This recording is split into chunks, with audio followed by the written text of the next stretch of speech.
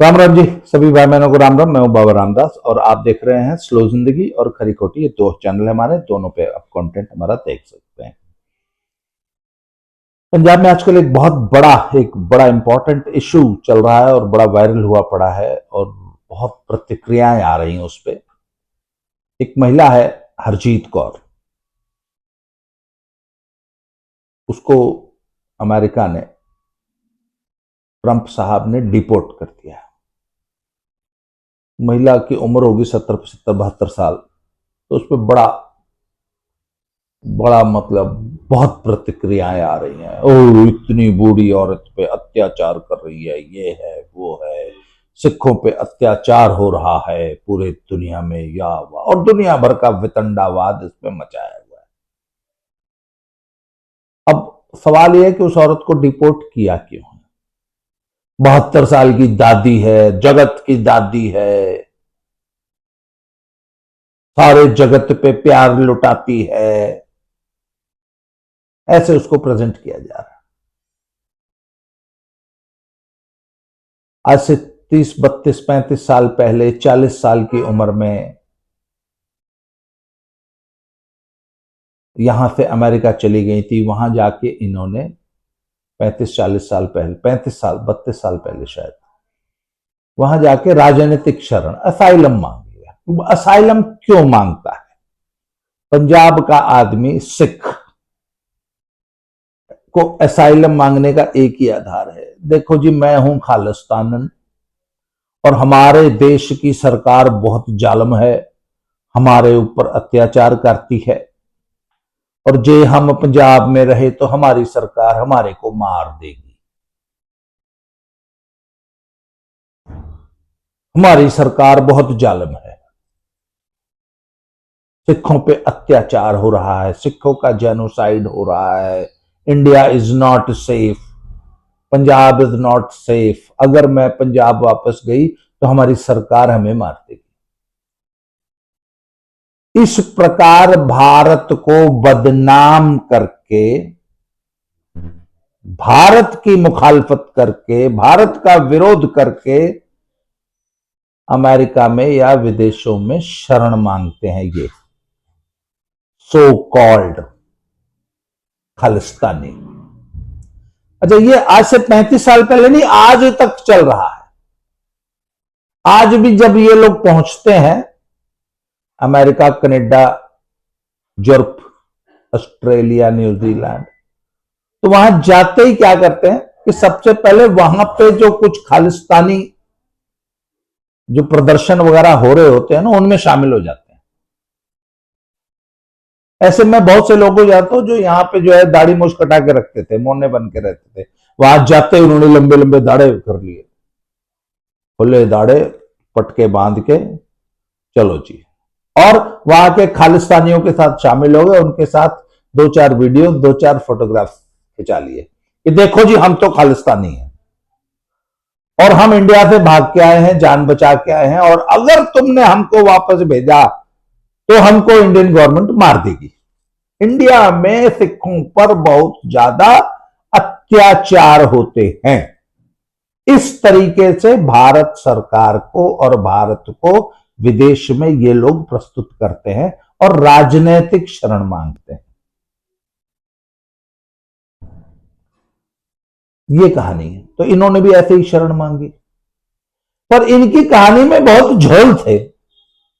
झोल थे कि इनका नाम, असली नाम हरजीत कौर है ही नहीं। जब ये पैदा हुई थी भारत में, जब इनके डॉक्यूमेंट्स बने थे, उसमें ये सरबजीत कौर है। इन्होंने पासपोर्ट बनवाया होगा, पासपोर्ट में भी तो भाई इंक्वायरी होती है, कोई डॉक्यूमेंट देना पड़ता है, तो वहां पे इन्होंने सरबजीत कौर के नाम से डॉक्यूमेंट बनवाया था। इनका पासपोर्ट सरबजीत कौर के नाम से, भारत में she was known as Sarabjit Kaur. पर ये इनका एक मॉडस ऑपरेंडी है, जैसे ही अमेरिका की धरती पे पहुंचते हैं तो वहां पे पासपोर्ट फाड़ के फेंक देते हैं। बहुत से लोग तो जो हवाई जहाज होता है ना, उसकी टॉयलेट में पासपोर्ट फाड़ के फेंक के फ्लश कर देते हैं। चलो जी, अब वहां पहुंच गए, हमारे पास तो पासपोर्ट है ही नहीं, तो पूछते तेरा नाम क्या है? इनका नाम हो गया जी, जो भी, हरजीत कौर। तो ये हरजीत कौर बन के 30 32 साल तक अमेरिका में रही। 2-3 बार इनके केस रिफ्यूज हुए और आज से 10 साल पहले अमेरिकन गवर्नमेंट ने इनको डिपोर्ट करने का आदेश सुना दिया। 10 साल 12 साल पहले।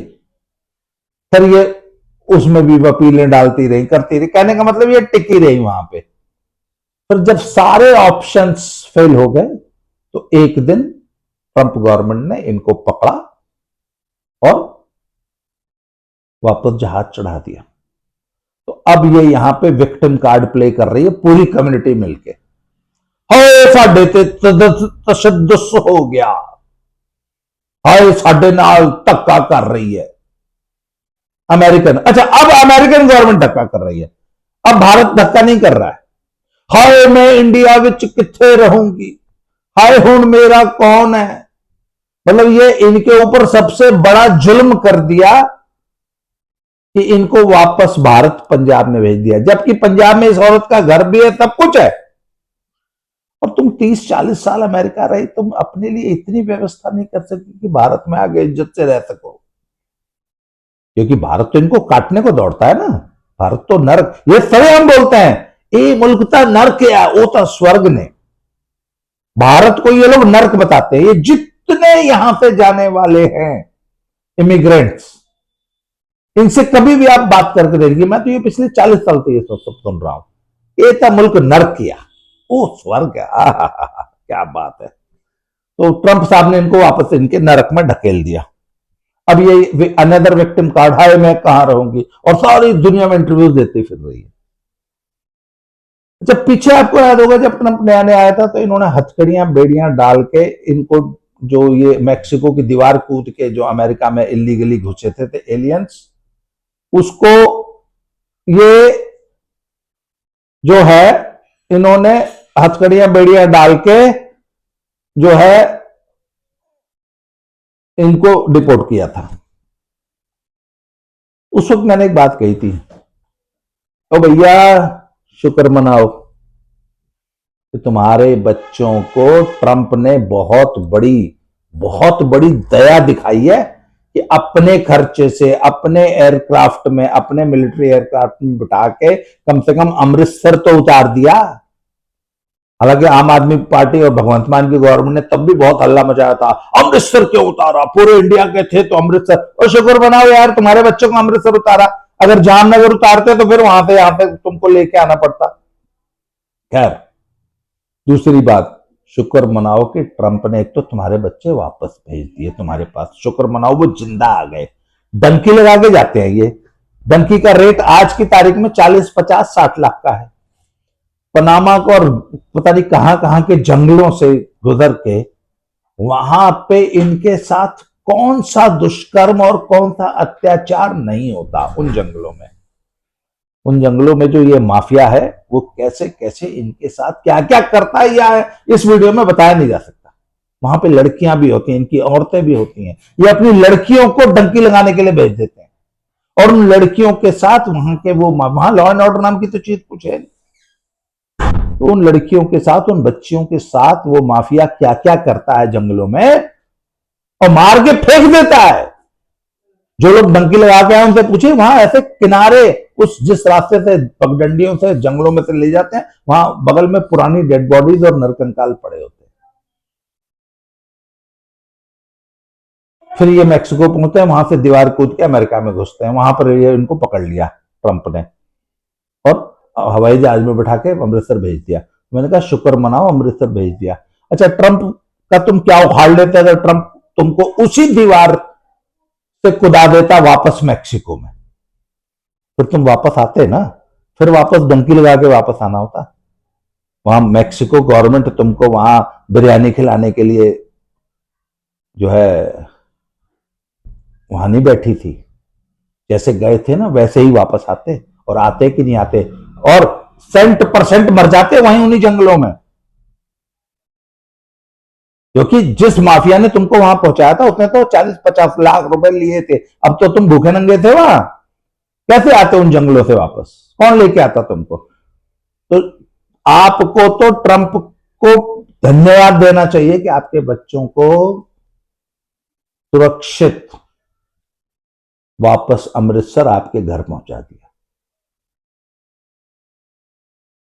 और किसी के घर में इल्लीगली घुसोगे और उसने आपको सही सलामत साबित पहुंचा दिया, नहीं तो हाथ पैर तोड़ के भी पहुंचा सकता था, और नहीं पहुंचाता वहां जेल में बंद कर देता, तो क्या कर लेते।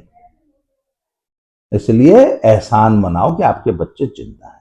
इसी तरह बीबी हरजीत कौर जो भी है, सरबजीत कौर, उसको भी एहसान मनाना चाहिए कि ट्रंप ने बहुत दया दिखाई और आपकी उम्र का लिहाज करते हुए 72-73 साल की उम्र में आपको सिर्फ डिपोर्ट किया है।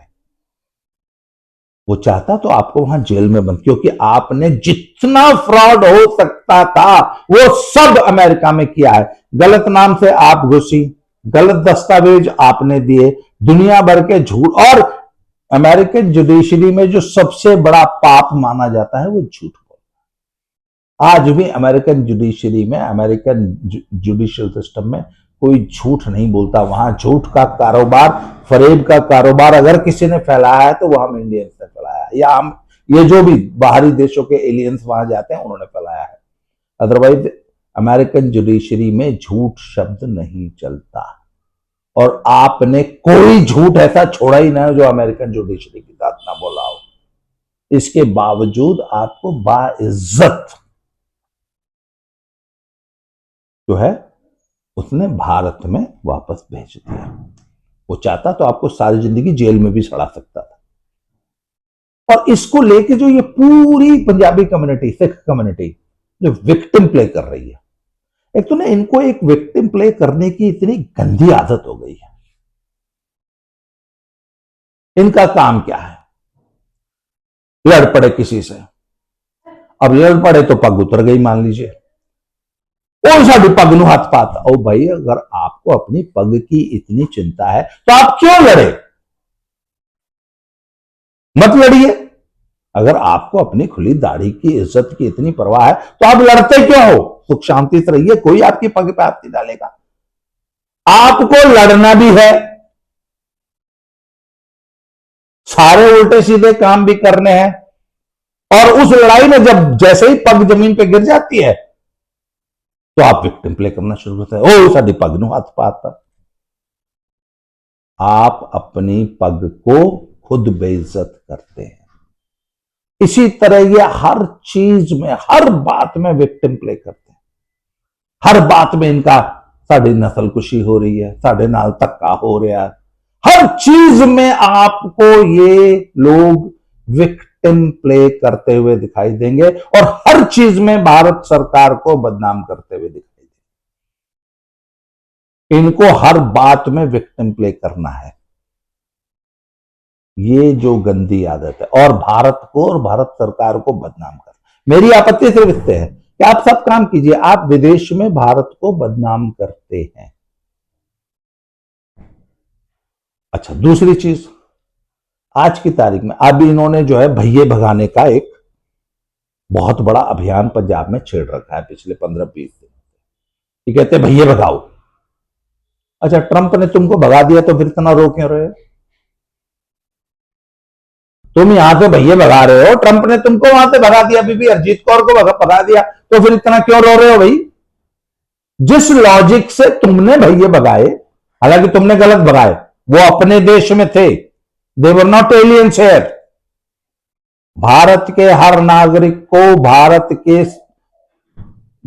की बाउंड्री में, भारत की ज्योग्राफी में, भारत के हर नागरिक को अधिकार हो कि वहां रह सकता है, वहां आजीविका अपनी कमा सकता है। इसलिए वो भैये पंजाब में आके कोई गलत गैर कानूनी काम नहीं कर रहे थे। इसके बावजूद तुमने उनकी रोजी रोटी पे, उनके बिजनेसेस पे, उनकी सारी जिंदगी की मेहनत पे कब्जा कर लिया, उनको यहां से भगा दिया। जबकि तुम अमेरिका में यू आर एलियन, तुमने एक इलीगल गलत काम करके, झूठ बोल के, फ्रॉड करके, अमेरिकन गवर्नमेंट को धोखा देके तुम वहां थे, इसलिए तुमको डिपोर्ट किया। इसलिए एक तो दोनों सिचुएशन में अंतर है, परंतु यहां से तो तुम भैया भगा रहे हो, और जब तुमको तुम्हारी इलीगल एक्टिविटीज की वजह से कोई भगा रहा है तब तुम विक्टिम प्ले कर रहे हो। अच्छा, ये एक बड़ा तर्क देते हैं ये भैया ने यहां पंजाब में गंद पा दिया है, यहां थूकते हैं। जो गंद तुमने पाया है ना पूरी दुनिया में, इंडियन कम्युनिटी को जितना बदनाम तुमने किया है उतना और किसी ने नहीं किया। आज की तारीख में यह स्थिति हो गई है कि इंडियंस को कोई यूरोप में, अमेरिका में, कनाडा में, न्यूजीलैंड में, ऑस्ट्रेलिया में देखना नहीं चाहता। आपने वो इज्जत कमाई है। आपने वो सारी गंदगी, अच्छा ये जब इंडिया से बाहर जाते हैं तो इनका एक तर्क होता है, ये बहुत गंदा आया, ये बहुत गंदा मुल्क है, इतने कोई सिस्टम नहीं है, इतने करप्शन है, इतने लॉ एंड ऑर्डर नहीं है। लॉ एंड ऑर्डर की सबसे बड़ी समस्या आप बने हुए हैं पूरे यूरोप अमेरिका में। गंदगी, भ्रष्टाचार, झूठ, फरेब, अनसोशल, अनसिविल, ये कहते हैं भैया थूकते हैं। जितनी गंदगी कनाडा में और यूरोप में और अमेरिका में आपने मचाई है ना, उसका तो 1% भी इन भैयों ने मचाई पंजाब में। आज की तारीख में सबसे बड़े गैंगस्टर्स यूरोप, अमेरिका के और कनाडा के पंजाबीज हैं। वहां ऐसा कोई क्रिमिनल एक्टिविटी नहीं है जिसमें पंजाबी बढ़ चढ़ के शामिल ना हो, सबसे आगे ना। मैं एक छोटा सा एग्जांपल देता हूं। कनाडा में एक सिस्टम है कि आपने कोई प्रोडक्ट लिया, आप 30 डेज तक उसको वापस कर दीजिए। कैनेडियन सिस्टम आपसे कोई सवाल नहीं पूछेगा और आपका 100% पैसा वापस कर देगा। तो हमारे एक दोस्त ने साहब, उनकी पत्नी ने उनको कुछ कपड़ों की रिपेयर करनी थी, तो उन्होंने सिंगर की मशीन वो कहीं खरीद के लेके आई, स्विंग मशीन, और अपने सारे घर के कपड़े रिपेयर किए। वहां पे ऐसे रिपेयर का सिस्टम नहीं है, तो अपने घर पे वो सारे कपड़े उन्होंने वापस सिलाई तुरपाई कर ली और फिर बोला हूं इस मशीन को वापस कर दो। तो वो मशीन उन्होंने अपने हस्बैंड की गाड़ी में डाल दी कि वापस कर देना। 1 महीने 30 डेज का विंडो होता है, तो वो 20-25 दिन बाद उन्होंने वापस कर दी। 2-3 दिन वो गाड़ी पे पड़ी थी, फिर उन्होंने याद दिलाया कि आज आखिरी दिन है। आखिरी दिन 30वें दिन शाम को 6:55 पे वो उस स्टोर में पहुंचे। 7 बजे स्टोर बंद हो रहा था, 7 बजे वो 30 दिन की विंडो समाप्त हो रही थी। तो वो जो सेल्स वुमन थी, oh my god, you are just in time, had you missed another 5 minutes तो फिर ये आपका 30 दिन की विंडो समाप्त हो जाती। उन्होंने कोई नहीं पूछा, उन्होंने इनको पूरे पैसे रिफंड कर दिए। आपने क्या किया भाई? आपने कैनेडियन सिस्टम को चीट किया, धोखा दिया, झूठ बोला। कैनेडियन सिस्टम इसलिए यह सुविधा देता है अपने कस्टमर को, अपने कंज्यूमर को, कि अगर हमारा प्रोडक्ट सेटिस्फैक्टरी नहीं है, खराब है, या आप उससे संतुष्ट नहीं है, तो आप वापस कर दीजिए, हम वापस ले लेंगे। इस्तेमाल की हुई चीज भी हम वापस ले लेंगे। उस सिस्टम की ईमानदारी देखिए और आपका झूठ देखिए, आपकी धोखेबाजी देखिए, आपका कैरेक्टर देखिए कि आपने उस सिस्टम। अच्छा, आपको क्या लगता है कैनेडियंस को पता नहीं है कि तुम्हारी औकात क्या है? उनको खूब पता है, इसके बावजूद वो तुम्हें गले लगा रहे हैं। ये उनकी महानता है और ये आपका चरित्र है, ये आपका राष्ट्रीय चरित्र है। एज ए नेशन आपका ये चरित्र है कि आप दुनिया के सबसे बड़े झूठे, धोखेबाज, फरेबी, यू आर अ फ्रॉड। ये आपका कैरेक्टर है। और आपको यहां पंजाब की चिंता है कि भाइयों ने आके हमारा देश गंदा कर दिया। तुमने जो सारी दुनिया गंदी की है, इसलिए ये विक्टिम प्ले करना बंद करो और अपने कैरेक्टर को सुधारिए। दूसरे पर उंगली उठाने से पहले अपने गिरेबान में झांकिए। आपने बहुत इज्जत दुनिया में नहीं कमाई है। आज के लिए इस वीडियो में इतना है, अगले वीडियो में फिर से मिलते हैं। Thank you very much. जय श्री राम, हर हर महादेव।